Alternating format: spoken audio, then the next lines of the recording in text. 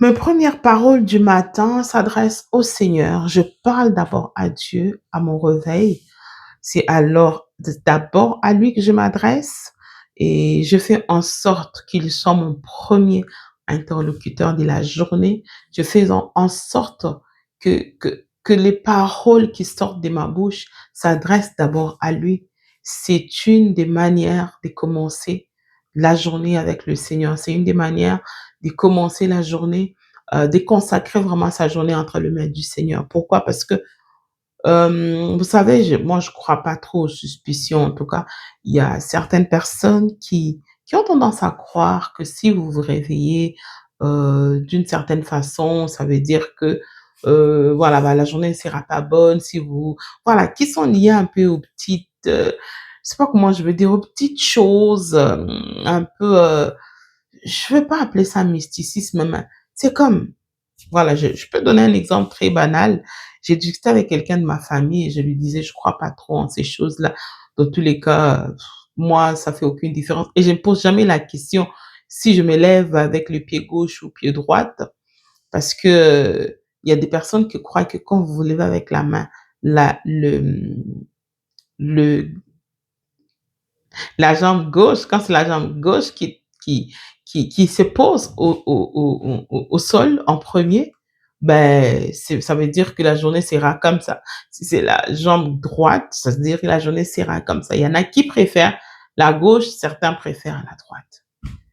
Mais au lieu de préférer la gauche ou la droite, si tu n'es qu'une jambe, et si ces jours-là tu tombais, tu n'es sorti ni avec la jambe gauche ni avec la jambe droite. Tu es juste tombé, concours des circonstances, tu es tombé et au réveil, tu es déjà au sol.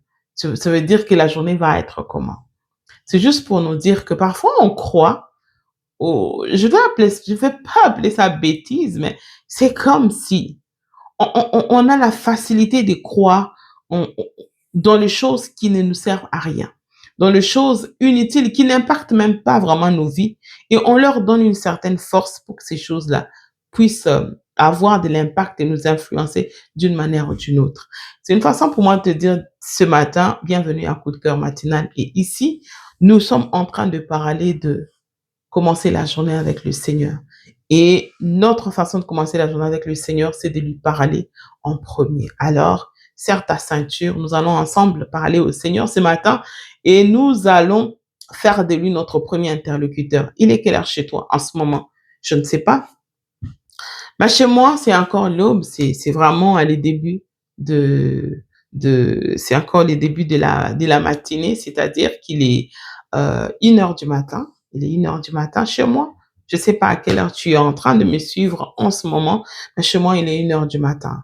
Donc, si c'est déjà l'heure pour toi de partir au travail, ne te pose pas la question comment a commencé la journée. Est-ce que c'était avec la jambe gauche ou la jambe droite? Est-ce que l'enfant t'a souri le matin ou pas? Ou toutes ces choses-là ne représentent absolument rien. Pose-toi la question, as-tu parlé au Seigneur ce matin au réveil?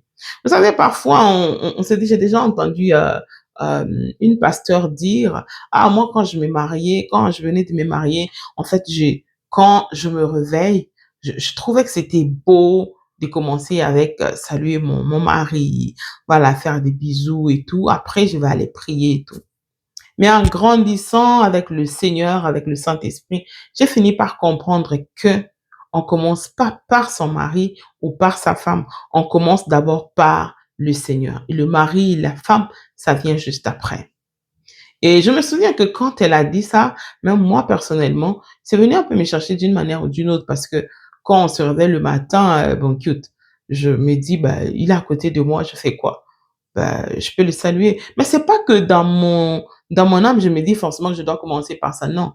Si je le vois en mouvement et tout, oui, on peut parler avant qu'on ne commence la prière du matin. Mais d'une manière ou d'une autre, sincèrement, le moment où même quand on prie ensemble, on ne commence pas par d'abord c'est saluer. C'est juste, on commence la prière et puis après, la journée va maintenant commencer. Donc, c'est juste pour nous dire que c'est important de commencer la journée avec parler d'abord au Seigneur. Et la bonne façon de lui parler, c'est lui dire merci. Seigneur, merci pour cette matinée. Merci pour la nuit qui vient de se passer. Peu importe comment ta nuit s'est passée. présente-lui cette nuit-là. Seigneur, cette nuit, elle a été ainsi. Voici le rêve que je fais. Tu lui fais le rapport de ta nuit. Ma nuit a été ceci et cela. Voici le rêve que je fais. Voici ce que j'ai expérimenté dans cette nuit. Est-ce que c'est toi qui m'as parlé? Si c'est toi, alors éclaire-moi. Voici ce que j'ai compris. Après cette nuit, voici ma journée. Voici ce que je vais faire. En fait, et vous allez voir que c'est tellement simple, en fait. Parce que vous n'avez pas juste besoin d'être là. Seigneur, merci Jésus, je te rends. Non, parle, parle. Il y a un passage de la Bible du roi David dans les psaumes, évidemment, les psaumes 5. Je ne l'ai pas vraiment sous mes yeux, mais euh, le, le, le psalamiste est en train de dire quelque chose. Il dit, il parle du matin. Il dit, le matin, je te parle en premier où je dispose mon cœur pour te parler et tout, et je tourne le regard vers toi. C'est là que je nous dis, les psaumes, si vous êtes chrétien, vous ne pouvez pas être chrétien et ne pas lire les psaumes. C'est impossible. Si vous êtes chrétien, vous êtes censé lire les psaumes de David parce qu'ils sont très bénissants, très enrichissants et enrichissent notre, je vais dire, notre relation avec le Seigneur. Voilà, ça enrichit vraiment notre relation avec le Seigneur. Donc, nos premières heures du matin, nos premières minutes du matin, il est important que l'on puisse parler au Seigneur. Au lieu de se réveiller tout de suite, commencer à penser à ce qui ne va pas. Tu commences déjà à imaginer ma journée d'hier avec ma boss. Quand je vais encore retourner aujourd'hui, ça va encore être elle. On va encore se fighter là-bas. On va encore avoir à se chicaner et tout. Et du coup, la journée est abîmée sans même que tu l'aies commencé. Mais si tu commences la journée avec Père, je te dis merci pour ce matin. Je sais que la journée vient de commencer. Selon moi, elle semble être déjà en trouble cette journée. Mais je vais te la confier. Pourquoi? Parce que regarde telle personne, regarde telle situation. Je ne sais pas comment aborder ça. Notre Dieu est miséricordieux. Notre Dieu entend les prières et il exauce. Ce que j'aime avec le Seigneur, c'est que il exauce même les pensées. Maintenant, je me pose la question, si Dieu peut exaucer les pensées qu'on n'a pas sorties de nos bouches, a fortiori les prières qui sortent de nos bouches et dont nous lui adressons vraiment. Il y a tellement d'avantages de commencer la journée avec le Seigneur. Vous vous réveillez le matin et oui, je rends grâce à Dieu. Mais après avoir rendu grâce à Dieu, je prends le temps de citer nommément. Je ne sais pas pourquoi je suis en train d'insister sur ça. De citer nommément chaque situation qui m'attend dans la journée. Je ne sais pas quelle est la situation qui vous attend dans la journée. Peut-être c'est votre enfant qui est malade, qui ne se sent pas bien. Peut-être c'est votre épouse, peut-être c'est votre épouse, peut-être c'est votre enfant, collègue ou qui. C'est ça. Le deuxième point important que je voulais apporter, c'est que lorsqu'on se réveille le matin, prenons le temps, prenons le temps de recevoir ce que le Seigneur nous envoie. Chaque jour, la Bible dit que Dieu fait descendre, oh oui, chaque matin, il fait descendre ses bénédictions sur ses enfants. Maintenant, si au réveil, toi, tu ne sens rien, tu, voilà, tu t'élèves et puis, il n'y a rien. Si on te demande qu'est-ce que le Seigneur t'a dit, il n'y a rien. Qu'est-ce que tu as reçu? J'ai rien reçu. Alors, c'est anormal. Posez-vous la question, est-ce que vous êtes réellement chrétien? Parce que si vous êtes chrétien, chaque jour, vous recevez un dépôt. Chaque jour, vous recevez un dépôt. Moi, le jour où je ne reçois pas les dépôts, je suis inquiète. Oui, je suis inquiète parce que je sais que le problème, ce n'est pas moi et ce n'est pas Dieu, c'est plutôt moi. Donc, soit j'ai été distraite, ça veut dire que j'ai dormi très, très, très fatiguée, ou encore, je n'ai pas bien géré mon sommeil, ou encore, j'ai été distraite spirituellement d'une manière ou d'une autre. Donc, quand je me lève le matin que je n'ai pas reçu les dépôts, je marche avec comme si c'était un fardeau. C'était, en fait, même pas comme si, c'est un lourd fardeau pour moi. Chaque jour, le Seigneur vient et dépose les dépôts de la journée. Il vient déposer la provision de la journée. Est-ce que tu es disponible. C'est ça le problème.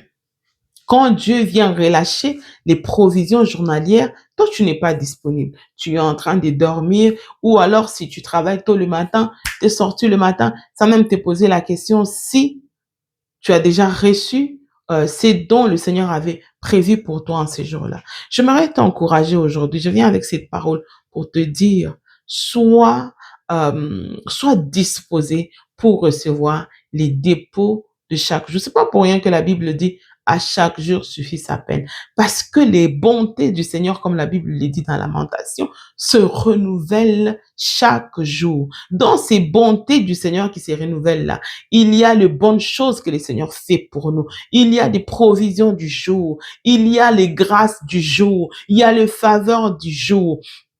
Pour ceux qui sont connectés à toutes mes plateformes, vous allez voir que la prière d'hier, c'était quasiment ce que je suis en train de dire. La prière d'hier, le Seigneur était en train de m'inspirer, était en train de me montrer que bénir la semaine en proclamant les faveurs, les grâces du Seigneur sur toute la semaine, c'est aussi une des manières de se tenir aux portes et prophétiser, parler comme un prophète pour que la semaine soit une semaine productive, une semaine de grâce, une semaine où l'ennemi n'aura même pas la possibilité de s'approcher. Maintenant, si toi, le moment de t'élever pour recevoir la provision matinale, la provision du jour, tu es en train de dormir, tu veux que qui reçoive pour toi. C'est là que je veux revenir sur les passages que notre pépé utilise beaucoup là, l'apôtre Ivan utilise beaucoup pour dire Dieu n'est pas injuste, il ne peut pas traiter les uns autrement. Non, il nous traite tous de la même manière. N'attends pas que lorsque toi tu es en train de dormir, quelqu'un a payé le prix de se lever à 2 heures du matin, à 3 heures du matin, à 4 heures du matin pour recevoir la provision du jour. Et dans la journée, on n'est pas pareil. On veut faire croire que Dieu, voilà pourquoi seulement eux, pourquoi ceci. Et ces mêmes personnes-là sont prêtes à être jaloux des autres. La jalousie va vous tuer pour rien. La jalousie va te tuer pour rien. Sois juste disponible. Le moment où les grâces du Seigneur descendent, le moment où le Seigneur fait descendre ses grâces, ses provisions pour la journée, pour la semaine, pour le mois, sois disponible. Arrête de jalouser les vies des autres. Toi aussi, tu peux le recevoir, mais seulement tu n'es pas là. Tu n'es pas là. Comment veux-tu comment veux-tu que le Seigneur te traite? Mais en fait, Dieu n'est pas injuste. Si plutôt il fait ça, il serait injuste. Non, c'est tout simplement ça. Donc, arrête de te plaindre. Lève-toi le matin. Les grâces du Seigneur sont disponibles. Les faveurs, les bontés se renouvellent chaque matin. Mais sois là le matin pour le sien, pour tes enfants, pour ton mari, pour ta femme, pour tes frères, pour tes sœurs. Sois disponible pour recevoir les grâces et les faveurs du matin que le Seigneur relâche sur ceux qui sont en train de le chercher. Quand tu cherches le Seigneur, tu le trouves. Quand tu cherches le Seigneur, tu le trouves. Mais toi, le moment que les gens sont en train de chercher le Seigneur, tu n'es pas là. Mais c'est toi qui vas venir te plaindre encore. Mais pourquoi? Bah, c'est nous, est-ce que nous on est, j'aime pas ces langages-là. J'ai déjà entendu quelqu'un utiliser ces langages-là une fois dans ma vie. C'était sur moi, en fait. Alors, la personne est allée raconter un peu cela à quelqu'un d'autre en disant, en tout cas, nous, on est venu quasiment les raccompagner et sur la terre. Ça m'avait attristé, mais après, je me suis dit, je pense que la personne ne se connaît pas. Parce que la personne, quand vous la regardez, elle a du potentiel, elle a des grâces et sort d'une famille où beaucoup de gens n'ont pas pu, plusieurs personnes n'ont pas pu avoir la grâce que lui a. Mais il voit pas cette particularité que le Seigneur a mis sur sa vie, il voit pas cette faveur-là, mais il est en train de voir chez les autres. Vous voyez? Donc, ce sont des choses qui arrivent. Au lieu de rester à se plaindre tout le temps de, oh, mais moi, ceci, regardez la vie des tels, mais pourquoi arrêter?